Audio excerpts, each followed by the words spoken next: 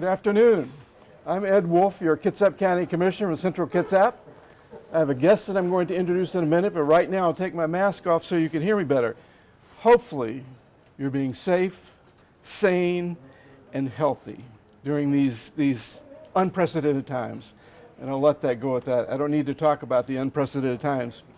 I'm here today and I'm happy to share with all of you at home a colleague, a friend, Karen Vargas. Karen Vargas is the founder and director of Living Life Leadership and Living Life Cultural Heritage Center. What does all this mean, Cultural Heritage Center? It's my understanding, it's a youth mentorship program. Karen Vargas is about youth and she's about mentorship. She's advocated in Kitsap County for youth and mentorship for over 25 years, and I did research this. I knew there was a couple of decades, it was 25 years, including being the chairperson at one point, recent point, of the multinational advisory council for Bainbridge Island schools. I believe I got that right. If not, I'm sure Ms. Vargas will correct me. Welcome, Ms. Vargas. Well, thank you, Ed. I'm going to unmask as well, but Living Life Leadership, y'all better be safe because you know you have to be masked up. Can't be out here. And you preach that to your kids all the time. Yes, I do. So before we get, please unmask, thank you. And we're 6 feet apart? Yes. More than 6 feet apart. Ed. So before I get to the substantive, serious part of this discussion, I'd like to have a non-serious discussion. Number one, you're Army. Yes. You've been Army. Yes. Your husband was Navy. Yes. Your county commissioner here is Army. Yes. We know about that. We outnumber Navy right now in Kitsap County. I believe you told me that you and your husband moved to the Bainbridge Island Yes. in was it 1992? Yes, it was, And 1992. you also grew up in Richmond, Virginia. Richmond, Virginia. And yours truly, as you know, I think you remember, Yes, I is from do. Norfolk, Virginia. Yes. It's about an hour and a half away. My times have changed. Yes, they have. And you just got back. Yes, I did. On a serious note, you've been in this community for a long, long time. I just told the public about that. And in this community, you've organized a number of events. Yes, sir. Continue to organize a number of events. Yes, sir. Most recently, I remember in June, you organized and had a tremendous amount of people marching. Yes. Very wonderful, mild, and just such a peaceful march with young kids and Yes. old kids like me. and this was it was a monumental march for June 19th. Yes, Juneteenth. Tell the public, what is June 19th? Well, you know, we have a history here in our nation of slavery. And back in the 1800s, when slavery was abolished, there were many states that slavery continued. And the word did not get to Texas until June the 19th of 1865. 1865. The word got to Texas. The word got to Texas. Okay. And they declared June 19th as a national celebration for African American for freedom. So June 19th is a celebration for the freedom of African Americans here in this nation. Originating in Texas. Originating in Texas. And the march this year, I'm speculating, the county commissioners were there joining. Yes, they were. Joining, and very proudly. How many people do you guesstimate, youth and older? Oh, a guesstimate Yeah, guesstimate. with all of the marching and everyone that came out. Oh, I would say 500 people. 500 people. 500 Well, I people. really underestimated that. Yeah. Yeah, 500 It was people. wonderful. Yeah, it was wonderful. It was. So let me move into the program that I'd like to share with our audience today that you can be very helpful. Tell us what led you to your personal journey for advocacy initiatives. Wow. Advocacy initiatives. What started you on this journey that's continuing today? Well, I think during my upbringing in Virginia, as well as in Connecticut, in Willimantic, Connecticut, I began youth advocacy work as a young person myself. We were immersed in Willimantic in a program that was called WACAP that partnered What is with... WACAP was? WACAP was a mentoring program working with the city, working with the community, with neighborhoods and housing, as well as the employment agency, and the University of Stores. Okay. It was what I would call a real community building mentoring program that met the needs of all of the parents as well as the young people. Okay. That was a few years ago. We won't say. So talk to me, Karen, if you would, about, or talk to the audience, Yes. if you would, about Living Life Leadership, the organization. Yes. I understand it's a youth Yes. and mentorship program, Yes. but it's designed Yes. specifically Yep.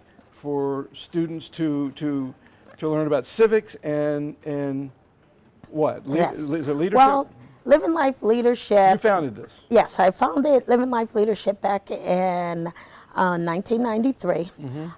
We had partnered with the Boys and Girls as well as Emmanuel Apostolic Church and with the National Youth Leadership Council. Okay. And we... When you say Boys and Girls, not the Boys and Girls Club? Oh, yes. That's Boys what you're and talking Girls. about, Yep, okay. Boys and Girls Club. Boys and Girls Clubs did not exist in Kitsap County, only on Bainbridge Island. And Bainbridge Island Boys and Girls Club was a part of King County's Boys and Girls. But we, as Kitsap County, didn't have an established Boys and Girls Club. So we met with Bishop Lawrence Ray Robertson, with the Boys and Girls, and with National, and we wanted to establish a Boys and Girls Club in Kitsap County. So you know, this show's not about me, it's about you today. But I do have to put a plug in for Jerry Reed Yep. and Peter Braun, Yes. Norm Johnson, who Yep, played, that's right. and myself. Yep. We started and founded Yep. the Boys and Girls Club on Naval Avenue. That's right. I was a part of that crew. Capacity Day, and then the, now you have a Bainbridge Island Boys and Girls Club? Yes, we've had one. We were part of the Boys and Girls Club when I arrived in 1992 because I needed to find a place where our young people could be able to go. And so Boys and Girls at that time was part, they were established on Sportsman Road. And then they moved from that building to the Commodore building, and then from the Commodore building to the pool, and to right there on site of the Bainbridge Island High School. And they're doing well today. Oh, yes, yes, yep. They are doing quite well. Let me transition, Karen, to the subject of what I see, or many of us see, is the increase of activism of younger people in Kitsap County. I'm just talking about Kitsap County. Oh, yes. The increase of activism among younger people. Is that happening? That's happening. I mean, that's going down. That's happening. That's going down. That's happening as we speak. Whenever you give the opportunity for young people to have youth voice, because young people need to be able to express how they're feeling and be able to be heard about the subject and things that are happening within their own communities and within their own lives. And so when we open that door up for our young people to be able to be heard, then you will see the increase of youth activism. And it's happening. And it's happening. Certainly in Kitsap, but around the country. So I'm of the generation before cell phones, certainly before smartphones, before maybe even faxes, I don't know. But I've watched on Facebook before, you occasionally, frequently, upload something on Facebook. Do you not do that? Yes, I do. And I'd like to give you a plug on that one. If anyone's interested, it's the Daily Dose of Miss Karen. Is that right? Yes. The Daily Dose of Miss Karen. What the heck is, tell the public about it. Daily Dose, well, 2 years ago, before all of COVID and before the unrest, we wanted to establish a youth empowerment conference for our young people, for latchkey kids during winter break, spring break, summer break. We had to find ways to be able to engage our young people during that time. And most of our young people, even though school is out, our parents, single parents and parents that have to work, we have young people that are latchkey.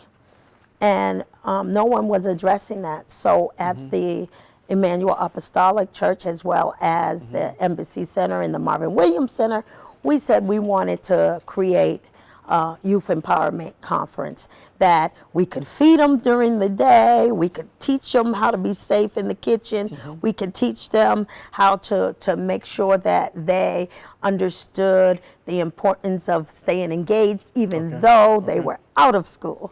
And so we sat down and did some visioning, and we came up with Living Life Leadership Youth Empowerment Conference.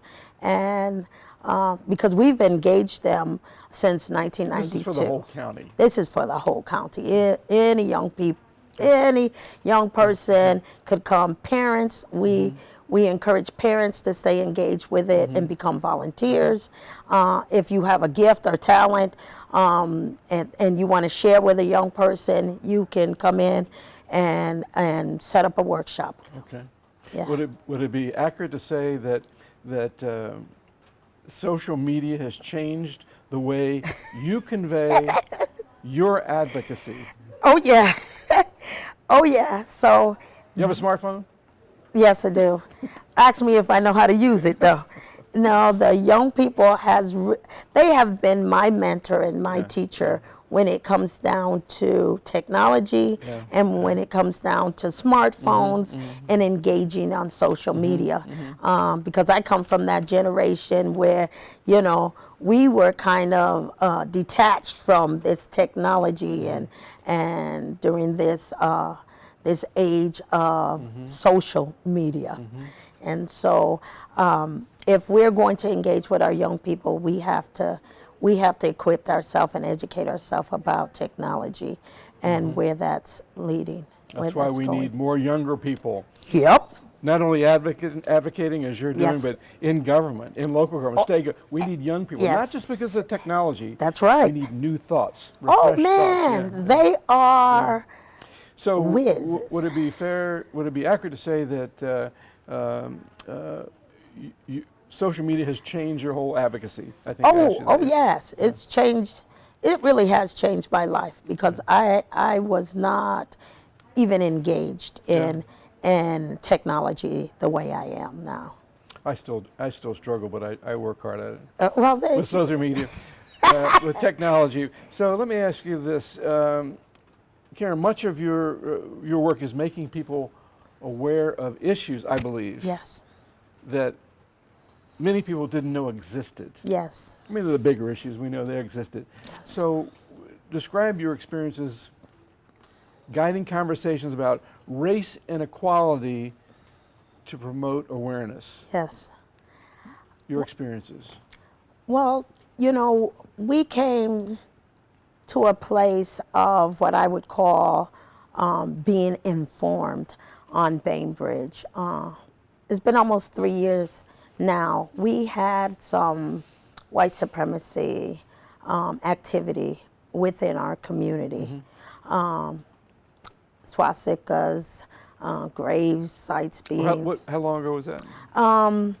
It's been almost 3 years. Okay. And then it wasn't just our community, it was across Kitsap County because Bremerton had experienced some hate mail and some hate literature that was being flooded throughout the county. Poulsbo had received some as well as Silverdale. And so we went down to our commissioners, our council members, and we said we need to talk about this, and the city needs to have a race equity task force.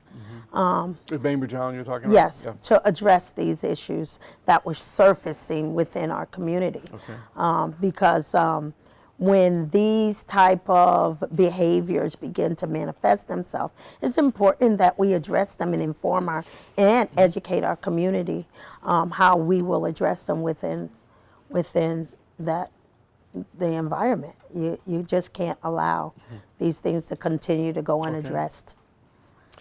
That makes sense. I know from talking to you earlier that the students that you're talking about, the many students you're talking about, you reminded me you've taken these students to Ghana, you've taken these students to Minneapolis, you've taken these students to Washington, D.C., taken these students to New York, you've taken them to Minnesota. For I believe you told me for cultural education. Yes. What's all that about? Well, you know, when I started Living Life Leadership back in 1993, we were focusing on community engagement, civic engagement, service learning, social and cultural competency training, which National Youth Leadership out of Minnesota has worked on with Dave Kielsmeyer for probably 40 years now, that National Youth Leadership has been doing this type of work within our nation and globally, because they were doing international work with Wukiwia from Africa. So we got involved with that work in '93, but we always try to make sure that we customize it to fit the needs of the students that we're serving. Okay, are these students that were part of your organization, or and how many would go on just generally on a trip? Oh man, as many as we can take, because it's always a challenge with resources to be able to take these underrepresented, underserved students. So we've had to do fundraisers, make the ask, and get sponsors to be able to sponsor a child to be able to go. And you're still doing that? And still doing that. I'm transitioning 1 year again, and this was not happy news for me, but Marvin Williams just retired. Yes! He announced his retirement, I think. Yes! So we've got the Marvin Williams Recreation Center in Bremerton. Yes. Marvin Williams, obviously a part of that. Yes.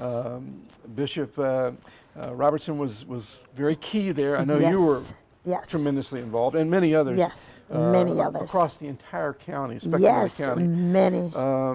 I also heard Dr. Lillian Robertson, the wife of the late Bishop, describe you as, and I wrote this down, describe you as, Karen, she's the real deal. What would Dr. Robinson mean by that? Why are you the real deal? Sounds like a commercial. A commercial. I don't know, because I know all I can tell you is that I've had tremendous mentors, Bishop Lawrence Ray Robertson being one of my, I would call them best cheerleaders to really push me to continue the work that I'm doing, along with Dr. Maxine Mims, who founded Evergreen in Tacoma on the hilltop there. And that work originated right out of the basement of Emmanuel Apostolic Church over 40 years ago. And so to have leaders that support you, that encourage you, that mentor you in that type of way, you have to begin to just thank them for really giving to you like that. As they have. And as they have. Karen, we've been talking about a lot of things, and the relationship between all of our community members. Yes. I couldn't be happier with 21, 22 years here. Let's take a quick break and come back and address some of these other issues that are extremely important to all of us. Thank you. All right, I'm back with Karen Vargas, and let's talk about Erase.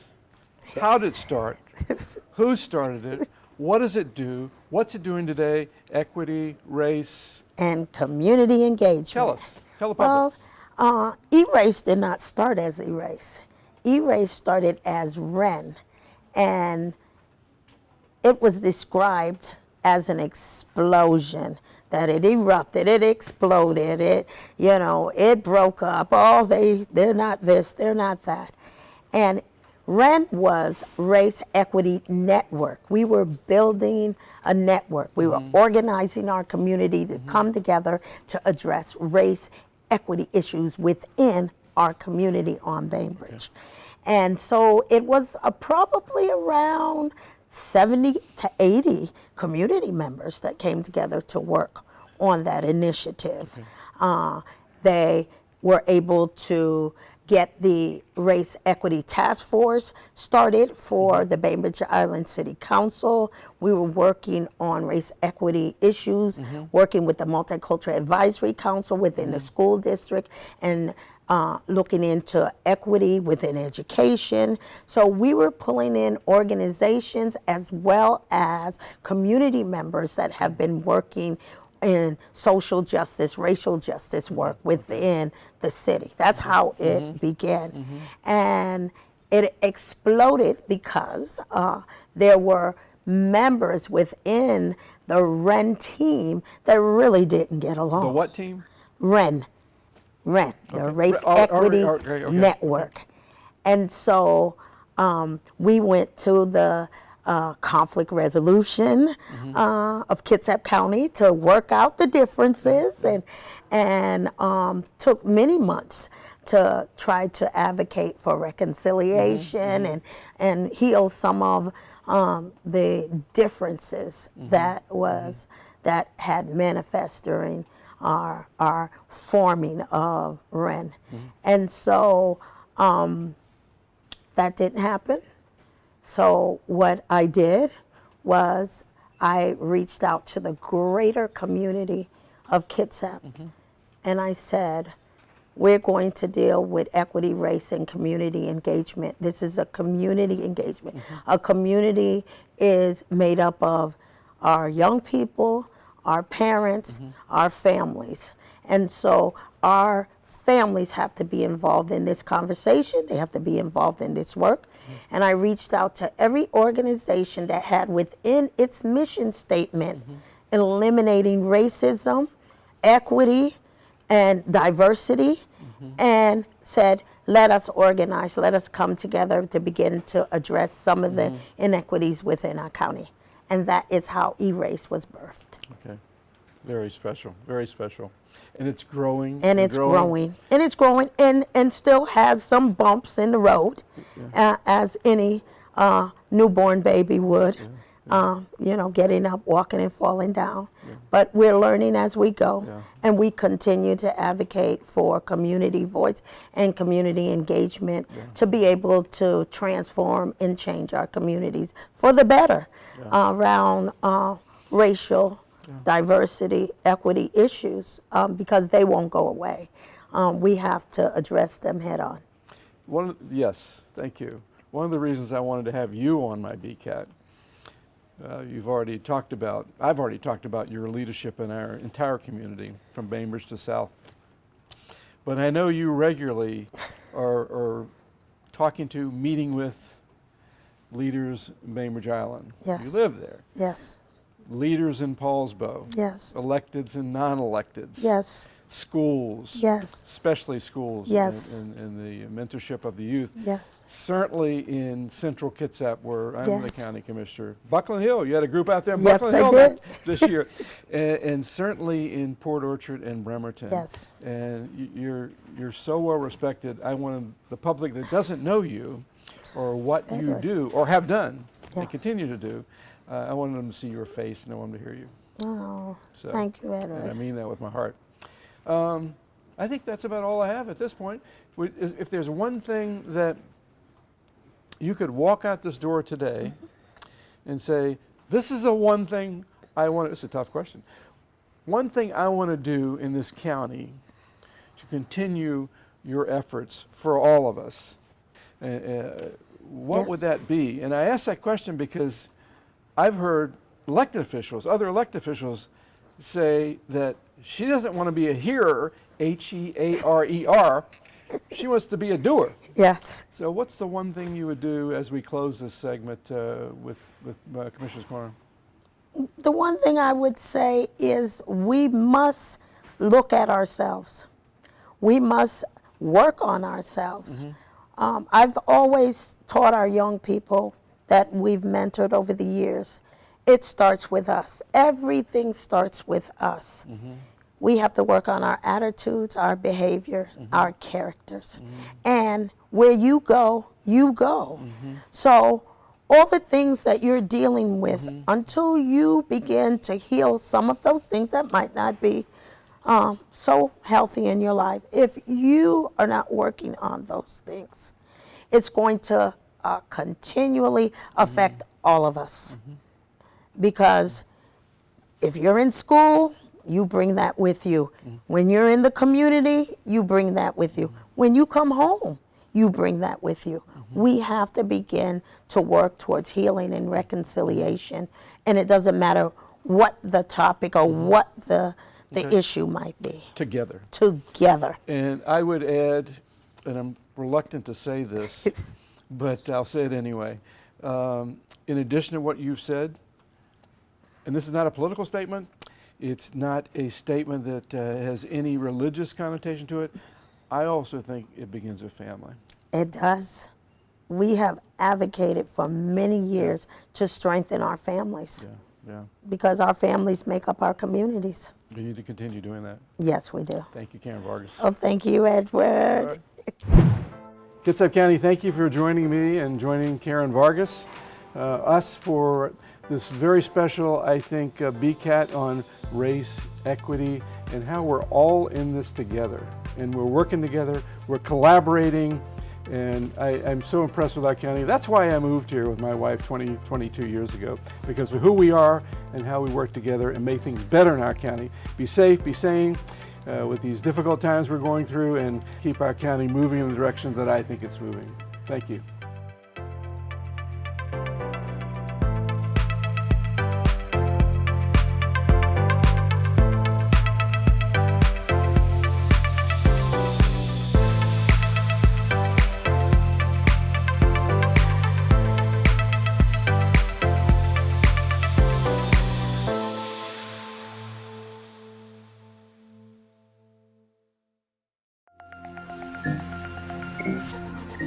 Thank you.